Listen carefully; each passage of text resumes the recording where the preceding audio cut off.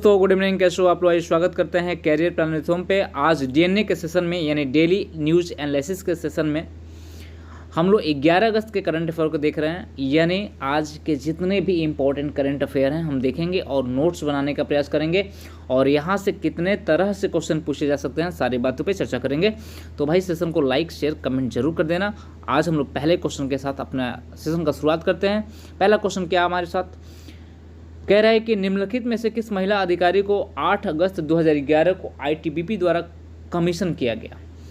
ध्यान से देखिएगा भाई। पहली बात आप संस्था याद रखिएगा। क्या याद रखिएगा? पहली बात आप संस्था याद रखिएगा। किस संस्था के द्वारा, किस ऑर्गेनाइजेशन के द्वारा, किस संगठन के द्वारा कमीशन किया गया। दूसरा डेट याद रखिएगा 8 अगस्त 2021, यानी किस डेट को भी पूछ सकता है। नाम तो यहाँ पे पूछा है लेकिन 2 क्वेश्चन और यहाँ से बना सकता है, यानी ऑर्गेनाइजेशन का नाम पूछ सकता है और आपसे डेट पूछ सकता है कि किस डेट को, ठीक, किस डेट को नामित किया गया। तो भाई आ जाओ, इस क्वेश्चन का आंसर हो जाएगा बी वाला, यानी दीक्षा। दीक्षा एक ऐसी महिला अधिकारी हैं जो 8 अगस्त 2021 को आईटीबीपी द्वारा कमीशन किया गया। किसके लिए कमीशन किया गया भाई, इसके बारे में चर्चा कर लेते हैं। तो आ जाओ भाई, यहाँ पे आपका एक्सप्लेनेशन है, ध्यान से पढ़ना। कह रहा है 8 अगस्त 2021 को भारत तिब्बत सीमा पुलिस, यानी आईटीबीपी का फुल फॉर्म होता है भारत तिब्बत सीमा पुलिस बल ने पहली बार भारत चीन वास्तविक नियंत्रण रेखा जो एलएसी है की रक्षा करने वाली 2 महिला अधिकारी सहायक कमांडेंट प्रकृत, यानी प्रकृत जो है सहायक कमांडेंट है, और दीक्षा को नियुक्त किया गया। वे मसूरी में आईटीबीपी अकादमी में शामिल हुई। भारत तिब्बत सीमा पुलिस आईटीबीपी यह बल चीन के तिब्बत स्वायत्त क्षेत्र के साथ लगी भारत की सीमा का प्राथमिक सीमा है, प्राथमिक सीमा गश्ती संगठन है। यह सीआरपीएफ अधिनियम के तहत 24 अक्टूबर 1962 को स्थापित किया गया। अब देखो, यहाँ से क्वेश्चन ये भी पूछ सकता है कि आईटीबीपी का स्थापना कब हुआ था। तो आईटीबीपी का स्थापना जो हुआ था 24 अक्टूबर 1962 को, यानी ये क्वेश्चन आपके एग्जाम में पूछा जा सकता है। तो इसको ध्यान रखिए। क्यों पूछा जा सकता है? क्योंकि ये क्वेश्चन अभी इस समय चर्चा में है, इसलिए आपसे पूछा जा सकता है कि आईटीबीपी का गठन कब हुआ था। तो नोट कर लीजिएगा, आईटीबीपी का गठन जो हुआ था सीआरपीएफ अधिनियम के तहत 24 अक्टूबर 1962 को स्थापित भारत के केंद्रीय सशस्त्र पुलिस बलों में से एक है, यानी 24 अक्टूबर 1962 को स्थापित किया गया था। ठीक, यानी इस क्वेश्चन का आंसर क्या हो जाएगा भाई? इस क्वेश्चन का आंसर हो जाएगा बी वाला, यानी दीक्षा को कमीशन किया गया। तो भाई क्वेश्चन समझ में आ गया होगा। इस पे कितने क्वेश्चन बनाए जा सकते हैं, ये सारी बातें समझ में आ गई होगी। और जो भाई दूसरा क्वेश्चन हमारा क्या है, कह रहे भारत के कैबिनेट सचिव का क्या नाम है जिसकी सेवा की अवधि 1 वर्ष के लिए और बढ़ा दी गई। यानी कह रहे भारत के कैबिनेट सचिव का क्या नाम है जिनकी सेवा की अवधि 1 वर्ष के लिए बढ़ा दी गई है। तो भाई कौन है भाई? तो यहाँ पहले आप देखो, उसके बाद आंसर करना। कह रहा है कि पहली बात समझो, कह रहा है कि मंत्रिमंडल की नियुक्ति समिति ने भारत के मंत्रिमंडल के सचिव के रूप में राजीव गौबा के कार्यकाल की अवधि को 1 वर्ष के लिए बढ़ा दिया गया है। पहली बात इस पे स्पष्ट ध्यान रखना, मंत्रिमंडल की नियुक्ति समिति ने, यानी अगर आपसे ऑर्गेनाइजेशन का नाम पूछ दिया तो आप कह सकते हो कि मंत्रिमंडल की नियुक्ति समिति ने भारत के मंत्रिमंडल के सचिव के रूप में राजीव गौबा के कार्यकाल की अवधि को 1 वर्ष के लिए और बढ़ा दिया गया। ठीक, 1 वर्ष के लिए बढ़ा दिया गया। तो इसमें आंसर जो होगा वो होगा आपका डी, राजीव गौबा। यानी राजीव गौबा एक ऐसे अधिकारी हैं जिनका कार्यकाल 1 साल के लिए और बढ़ाया गया। तो आ जाओ एक्सप्लेन करते हैं हम लोग। ठीक, बढ़ा दिया गया। पहले राजीव गौबा है क्या? पहले कह रहा है कि 1 वर्ष के लिए बढ़ा दिया गया। कई झारखंड कैडर बेल्ट के लिए 1982 के आईएएस अधिकारी गौबा को अगस्त 2019 में 2 साल के लिए देश के शीर्ष नौकरशाही पद के लिए चुना गया था। ठीक, इसको भी याद रखना, 2019 में 2 साल के लिए देश के शीर्ष नौकरशाही पदों के लिए चुना गया। उनका कार्यकाल 30 अगस्त 2021 को समाप्त होने वाला था। यानी ये आपसे पूछ सकता है कि राजीव गौबा जो हैं उनका कार्यकाल कब समाप्त होने वाला था। तो उनका कार्यकाल 30 अगस्त 2021 को समाप्त होने वाला था। इससे पहले वह अगस्त 2017 से अगस्त 19 तक ट्रेड यूनियनों के गृह सचिव थे। यानी क्या थे भाई? इसके पहले अगर मान लीजिए पूछ दिया गया कि राजीव गौबा जो थे अपने कार्यकाल समाप्त होने से पहले यानी किस पद पे थे, तो आप कह सकते हैं कि 2017 से अगस्त 2019 तक ट्रेड यूनियन के गृह सचिव थे। यही राजीव गौबा हैं जो 1882 के कैडर के IAS अधिकारी थे जिनका कार्यकाल समाप्त होने वाला था। ठीक, उनका पद जो है, उनका कार्यकाल जो है 1 साल के लिए और बढ़ा दिया गया। तो इस क्वेश्चन का आंसर कौन सा हो जाएगा? इस क्वेश्चन का आंसर हो जाएगा डी वाला। अच्छा भाई, अगला क्वेश्चन जो हमारा है, कह रहा है कि हाल ही में गूगल ने भारत की पहली महिला पायलट, भारत की पहली महिला को एक डूडल समर्पित किया है जिसका नाम क्या है? यानी कह रहा है कि हाल ही में गूगल ने भारत की पहली महिला पायलट, भारत की पहली महिला को एक डूडल समर्पित किया है, उसका नाम क्या है? तो ऑप्शन जोया अग्रवाल है, क्या आकांक्षा है, या पिपगरी है, या सरला है? इसमें से चारों ऑप्शन में कौन सही है? पहले तो आओ देखते हैं हम लोग। कह रहा है गूगल ने अपने होम पेज पर, देखो यहाँ पे ध्यान समझना, गूगल ने अपने होम पेज पर भारत की पहली महिला पायलट सरला ठुकराल को, बात समझना, भारत की पहली महिला पायलट, भारत की पहली महिला पायलट, अगर पूछा जाए आपसे कि भारत की पहली महिला पायलट कौन है, तो सरला ठुकराल। उनके 107वें जन्मदिन पर एक डूडल दान किया गया, डूडल दान किया गया। सरला ठुकराल के बारे में थोड़ा समझान लेते हैं। सरला ठुकराल 1914 से 1915 2008 विमान उड़ाने वाली, यानी डेट आपसे पूछ दिया कि बताओ डेट, 1914 से 15 मार्च 2008 विमान उड़ाने वाली पहली भारतीय महिला थी। यानी पहली भारतीय महिला थी 1914 से 1915 मार्च, 1914 15 मार्च 2018, यानी कहने का मतलब कि सरला ठुकराल जो है 1914 में जन्म हुआ था, 15 मार्च 2008 में उनका निधन हो गया था, और विमान उड़ाने वाली पहली भारतीय महिला थी। 1914 में जन्मी उन्होंने 1936 में 21 साल की छोटी उम्र में पायलट लाइसेंस प्राप्त किया। और देखो कितनी साल की उम्र में, 21 साल की छोटी उम्र में पायलट लाइसेंस प्राप्त किया। और जिप्सी मोथ पर अकेले उड़ान भरी। वह लाहौर पायलट फ्लाइंग क्लब की छात्रा थी। वह पहली भारतीय महिला थी जिन्होंने अपना ए लाइसेंस हासिल करने के लिए 1000 घंटे की उड़ान का समय पूरा किया था। ये भी क्वेश्चन पूछा जा सकता है कि वह कौन सी भारतीय महिला थी जो ए लाइसेंस हासिल करने के लिए 1000 घंटे की उड़ान का समय पूरा किया था। तो कौन से, वो कौन से भाई? आपके सामने जो ये महिला है, कौन से भाई? सरला ठुकराल। यानी ऑप्शन यहाँ कौन सा बन रहा है भाई? ऑप्शन बन रहा है हमारा डी वाला। ऑप्शन कौन सा बन रहा है? डी वाला बन रहा है। किसी कोई दिक्कत नहीं? चलो भाई, यानी अगर आपसे कोई पूछता है कि गूगल ने किस भारतीय महिला को, यानी पहली महिला पायलट को जो डूडल समर्पित किया है, तो है सरला ठुकराल है। यानी ये भी याद रखना, भारत की पहली महिला पायलट है और ए ग्रेड लाइसेंस प्राप्त करने के लिए उन्होंने 1000 घंटे का उड़ान भरा था। ठीक ना? आ जाओ भाई।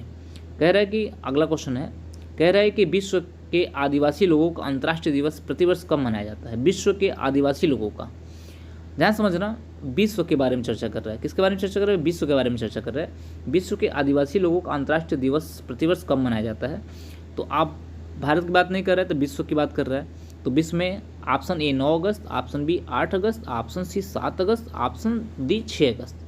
तो इसका ऑप्शन हो जाएगा हमारा 9 अगस्त। कितना हो जाएगा भाई? 9 अगस्त हो जाएगा।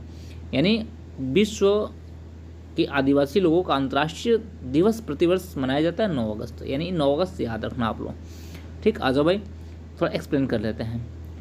विश्व के स्वदेशी लोगों का अंतर्राष्ट्रीय दिवस, विश्व आदिवासी दिवस प्रत्येक वर्ष 9 अगस्त को स्वदेशी लोगों के अधिकारों की रक्षा के लिए और पर्यावरण संरक्षण जैसे वैश्विक मुद्दों में सुधार के लिए स्वदेशी लोगों द्वारा की गई उपलब्धियों और योगदानों के मान्यता देने के लिए मनाया जाता है। यानी बात को समझना, विश्व के स्वदेशी लोगों का अंतर्राष्ट्रीय दिवस, विश्व आदिवासी दिवस, यानी कह सकते हैं विश्व के स्वदेशी लोगों का अंतर्राष्ट्रीय दिवस या विश्व आदिवासी दिवस प्रत्येक वर्ष 9 अगस्त को स्वदेशी लोगों के अधिकारों की रक्षा के लिए और पर्यावरण संरक्षण जैसे विश्व मुद्दों को सुधार के लिए स्वदेशी लोगों द्वारा की गई उपलब्धियों और योगदान के मान्यता देने के लिए मनाया जाता है।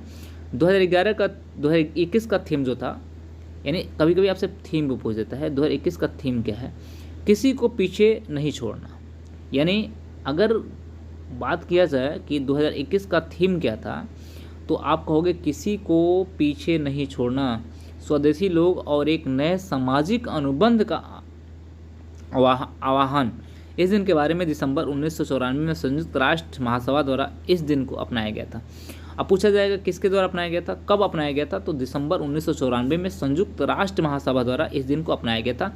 यानी 9 दिसंबर को, यानी किस भाई 9 अगस्त को आदिवासी लोगों का अंतर्राष्ट्रीय दिवस मनाया जाएगा। और ये किसके द्वारा मनाया गया भाई, दिसंबर 1994 में संयुक्त राष्ट्र महासभा द्वारा इस दिन को अपनाया गया था। आ जाओ नेक्स्ट क्वेश्चन हमारा क्या है, कह रहा है निम्नलिखित में से किसने माननीय चमन लाल का उत्सव डाक टिकट डिजाइन किया है।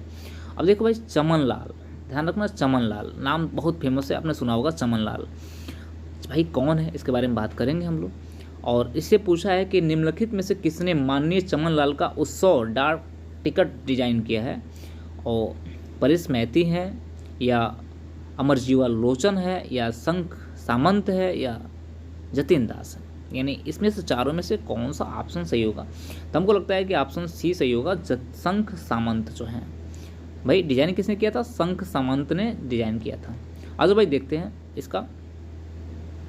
कह रहे कि हाल ही में भारत के उपराष्ट्रपति श्री वेंकैया नायडू ने सरदार वल्लभ भाई पटेल सम्मेलन हाल नई दिल्ली, अगर आपसे क्वेश्चन पूछ देता है कि भाई बताओ कि सरदार वल्लभ भाई पटेल सम्मेलन हाल कहाँ स्थित है, तो नई दिल्ली में है, कि एक समारोह में माननीय चमन लाल पर उत्सव डाक टिकट जारी किया है। इसे श्री शंख सामंत ने डिजाइन किया है। इसे किसने डिजाइन किया है, श्री शंख सामंत ने, जो मैं भी बोला है। डाक टिकट के बारे में कुछ जान लीजिएगा। यह डाक टिकट माननीय चमन लाल के जीवन और कार्य को दर्शाता है। यह अंतर्राष्ट्रीय संस्कृति अध्ययन केंद्र के महासचिव श्री अमरजीव लोचन द्वारा प्रस्तावित किया गया था। अगर आपसे क्वेश्चन पूछ दिया कि यह किसके द्वारा प्रस्तावित किया गया था, तो अमरजीव लोचन द्वारा प्रस्तावित किया गया था। भाई किसने इस डाक टिकट को डिजाइन किया था, तो अभी आपने जाना कि शंख सामंत ने इस डाक टिकट को डिजाइन किया है। और किसके लिए भाई, चमन लाल के लिए। किसके लिए भाई, चमन लाल के। 3 चीज़ याद रखना भाई। प्रस्तावित किसने किया था, अमरजीव लोचन द्वारा प्रस्तावित हुई थी। डिजाइन किया था शंख सामंत ने, और किसके लिए भाई, चमन लाल के लिए। अच्छा भाई नेक्स्ट क्वेश्चन जो है, निम्नलिखित में से किस संस्था ने बिलियन सॉल्यूशन में रसायनों की सूक्ष्म मात्रा का पता लगाने के लिए एक विधि विकसित की है। कह रहे हैं कि किस संस्था ने बिलियन सॉल्यूशन में रसायन के सूक्ष्म मात्रा का पता लगाने के लिए विधि का विकास किया है। तो आज भाई ऑप्शन कौन सा, आईआईटी दिल्ली है, कि आईआईटी मद्रास है, कि आईआईटी रुड़की है, कि आईआईटी कानपुर है। अच्छा भाई हमको लगता है कि एक कहाँ भाई, मद्रास। अच्छा भाई यानी हम इसमें ऑप्शन कौन मारेंगे, बी वाला। कौन सा option, IIT Madras. IIT Madras ने क्या किया है कि बिलियन सॉल्यूशन में रसायन के सूक्ष्म मात्रा का पता लगाने के लिए एक विधि का विकास किया है। अच्छा भाई आईआईटी मद्रास और आईआईटी मद्रास और आईआईएसईआर कोलकाता के शोधकर्ताओं ने बिलियन में रसायनों की मात्रा का पता लगाने के लिए की एक विधि विकसित की है। शोध के बारे में आप थोड़ा जान लीजिएगा।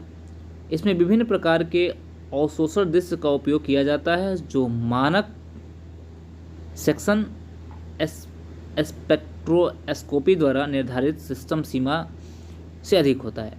इस तरह उसे कोशिकाओं के इंटीरियर को हल्का कर सकते हैं और वहां उपस्थित सूक्ष्म वस्तु का द्रव्यमान प्राप्त कर सकते हैं। यह कार्य नैनो स्केल में प्रकाशित हुआ। अवशोषण स्पेक्ट्रोस्कोपी यह माध्यम में तत्वों की उपस्थिति का पता लगाने के लिए एक उपकरण है। देखो थोड़ा ध्यान रखना, जो अवशोषण स्पेक्ट्रोस्कोपी जो है यह क्या है भाई, एक माध्यम में तत्वों की उपस्थिति का पता लगाने के लिए एक उपकरण है। कभी कभी हमारे एग्जाम में ऐसा पूछ देता है कि बताओ कि अवशोषण स्पेक्ट्रोस्कोपी क्या है, तो आप इसको ध्यान रखना। यह एक माध्यम में तत्वों की उपस्थिति का पता लगाने के लिए एक उपकरण है। अब आजी भाई नमूने पर प्रकाश डालता है, उपकरण नमूने पर प्रकाश डालता है और नमूना पास होने के बाद स्पेक्ट्रोस्कोप का उपयोग करके इसका परीक्षण किया जाता है। भाई इसका स्पेक्ट्रोस्कोप का प्रयोग कब किया जाता है भाई, यह एक माध्यम में तत्वों की उपस्थिति का पता लगाने के लिए इसका प्रयोग किया जाता है। अच्छा भाई नेक्स्ट क्वेश्चन क्या है हमारा, इनर लाइन परमिट, जो बहुत इंपॉर्टेंट है। इनर लाइन परमिट जो है ILP के संबंध में निम्नलिखित में से कौन सा कथन सत्य है। तो पहला जो है हमारा क्या है भाई, लद्दाख सभी भारतीय नागरिकों के लिए ILP को हटाने के लिए एक अधिसूचना जारी करता है। पहला जो भी है ऑप्शन बी जो है, विदेशी पर्यटकों को ठहरने पर प्रतिबंध को भी 7 दिन से बढ़ाकर 15 दिन कर दिया गया। ए और बी इनमें से कोई नहीं। अच्छा भाई, हम कह रहे हैं कि इसमें से कह रहा है कि भाई थोड़ा एक्सप्लेन करके थोड़ा क्वेश्चन समझेंगे। उन्होंने कहा 6 अगस्त 2021 को लद्दाख प्रशासन ने सभी भारतीय नागरिकों के लिए इनर लाइन परमिट को हटाने की अधिसूचना जारी की है। यानी कह रहा है कि 6 अगस्त 2011 को लद्दाख प्रशासन ने सभी भारतीय नागरिकों के लिए इनर लाइन परमिट ILP को हटाने की अधिसूचना जारी की है। तो आ जाओ देखो भाई, कह रहा है कि इसमें लद्दाख ने सभी भारतीय नागरिकों के लिए ILP हटाने के लिए अधिसूचना जारी की है। यानी ऑप्शन ए तो सही दिख रहा है हमारा, ऑप्शन ए सही दिख रहा है। फिर आ जाओ, हटाने की अधिसूचना जारी की है जो लद्दाख के संरक्षित क्षेत्रों में जाना चाहते हैं। अधिसूचना के बारे में थोड़ा जान लेते हैं हम भाई। अधिसूचना के बारे में नोटिस के मुताबिक घरेलू पर्यटकों और स्थानीय लोगों सहित भारतीयों को संरक्षित क्षेत्र में जाने के लिए ILP की आवश्यकता को पूरी तरह से समाप्त कर दिया है। सीमावर्ती क्षेत्रों जैसे नुब्रा, न्योमा, लेह और कारगिल, यानी न्योमा, लेह और कारगिल जिलों में स्थानों के पर्यटन क्षेत्र में विदेशी पर्यटकों को ठहराने पर प्रतिबंध को भी 7 दिन से बढ़ा के 15 दिन कर दिया गया। देखो ये थोड़ा सा आगे बढ़ते हैं। विदेशी पर्यटकों को ठहरने पर प्रतिबंध को भी 7 दिन से बढ़ा के 15 दिन कर दिया गया। ये भी क्वेश्चन आपसे पूछ सकता है। इनर लाइन परमिट में जो विदेशी पर्यटक हैं उनकी जो अवधि बढ़ा के 7 दिन से कितना दिन कर दिया गया, तो आपको याद होना चाहिए 15 दिन कर दिया गया। यानी मेरा कहने का मतलब कि यहाँ पे ए और बी दोनों सही है। यानी कह सकते हैं कि ऑप्शन हमारा कौन सा हो जाएगा, सी वाला ऑप्शन मेरा सही हो जाएगा यहाँ पे, ए और बी दोनों। अच्छा भाई, क्वेश्चन नंबर नेक्स्ट कह रहा है, निम्नलिखित में से किस देश के हानिकारक रसायन मिले होने के कारण सनस्क्रीन पर प्रतिबंध लगा दिया है जो समुद्री राष्ट्रीय उद्योग में कोरल को नुकसान पहुंचाते हैं। कह रहा है निम्नलिखित में से किस देश ने हानिकारक रसायन मिले होने के कारण सनस्क्रीन पर प्रतिबंध लगा दिया है जो समुद्री राष्ट्रीय उद्यानों में कोरल को नुकसान पहुंचाते हैं। अच्छा भाई, पहली बात देखते हैं पहले इसको, थाईलैंड। पहले ऑप्शन आपको दिख गया थाईलैंड है। ऑप्शन क्या दिख गया, थाईलैंड। यानी ऑप्शन कौन सा हो जाएगा, पहला वाला हो जाएगा। इस क्वेश्चन का आंसर कौन सा, पहला वाला हो जाएगा। कह रहा है थाईलैंड जो है थाईलैंड ने अपने सभी समुद्री राष्ट्रीय उद्यानों में कोरल हानिकारक रसायन वाले सनस्क्रीन पर प्रतिबंध लगा दिया है। प्रतिबंध के बारे में थोड़ा सा जान लेते हैं। पर्यटकों द्वारा उपयोग की जाने वाली सनस्क्रीन, जो वहाँ के पर्यटक हैं जो वहाँ जाते हैं भ्रमण करने, उनके द्वारा उपयोग की जाने वाली सनस्क्रीन राष्ट्रद्वीप को धीरे धीरे बढ़ते कोरल को हानि पहुँचाती है। थाई विभाग के संरक्षण के अनुसार सनस्क्रीन में 4 अवयव में कोरल लार्वा को मारा,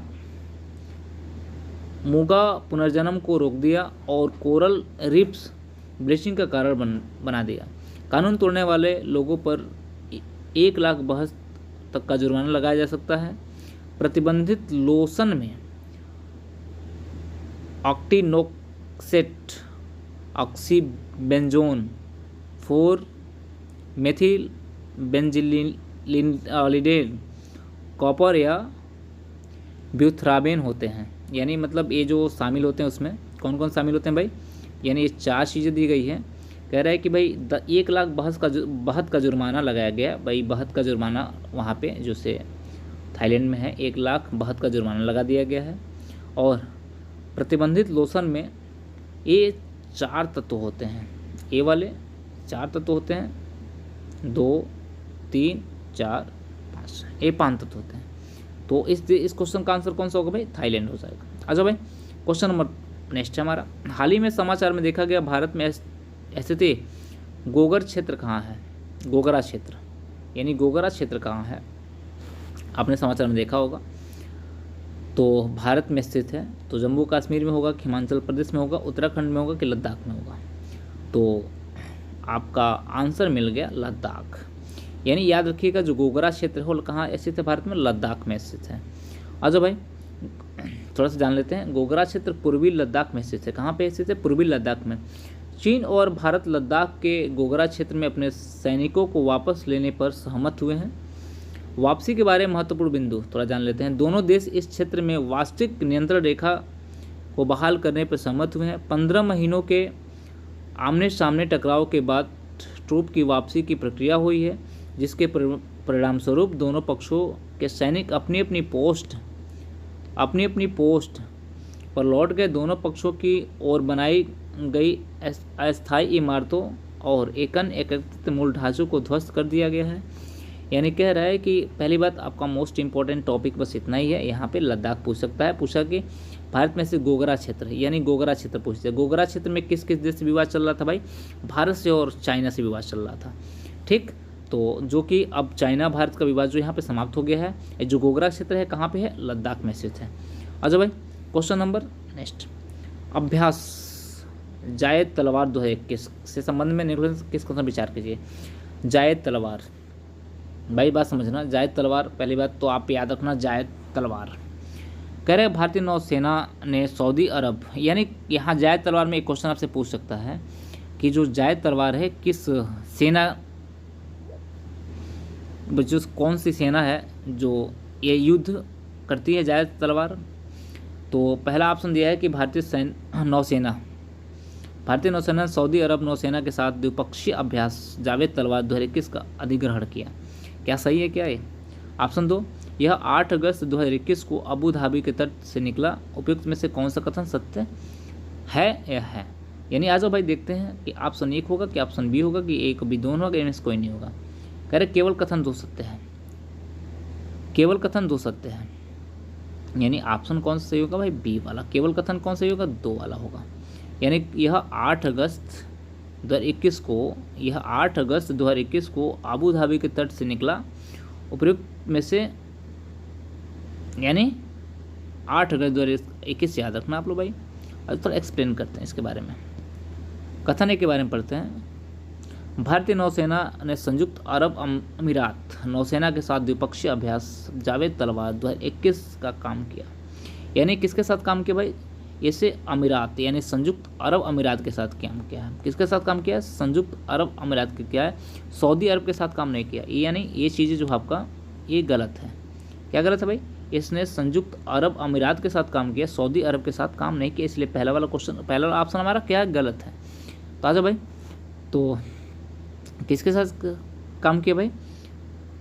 संयुक्त अरब अमीरात नौसेना के साथ द्विपक्षीय अभ्यास जायद तलवार 2021 का काम किया। कथन 2, यह अभ्यास 8 अगस्त 2021 को अबू धाबी के तट पर किया गया। अभ्यास में प्रतिभागी INS कोची, यानी जो प्रतिभागी हैं वो कौन कौन से भाई? कभी कोई पूछ सकता है। यह है INS कोची, फारस की खाड़ी में तैनात 2 इंट्रिगल सागर किंग MK-42B हेलीकॉप्टरों के साथ अभ्यास में भाग लिया। संयुक्त अरब अमीरात में अल दफ्रा एक बेनुनाह क्लास निर्देशित मिसाइल कार्बोरेट और एक SS-565 पत्थर हेलीकॉप्टर के साथ भाग लिया। इस अभ्यारण्य के हिस्से के रूप में जहाज़ों ने 2 नौसेना के बीच इंटर ऑपरेटिबिल और सहक्रिया को बेहद बनाने के लिए क्षतिज लक्ष्यीकरण, खोज और बचाव के इलेक्ट्रॉनिक वायरफेयर अभ्यास पर सामरिक योजना बनाई। यानी ये रहा हमारा आज का लास्ट प्रश्न था। इसमें ऑप्शन कौन सा हो? केवल बी।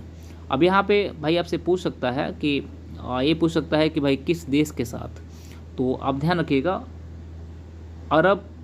सऊदी अरब के साथ नहीं, संयुक्त अरब अमीरात के साथ इन्होंने क्या किया भाई? अपना अभ्यास। और कहाँ पे? अबू धाबी के भाई, कहाँ पे भाई? Abu Dhabi. यानी 2 चीज़ याद रखना इस क्वेश्चन का आंसर। यानी एक क्वेश्चन हमारा लास्ट क्वेश्चन था।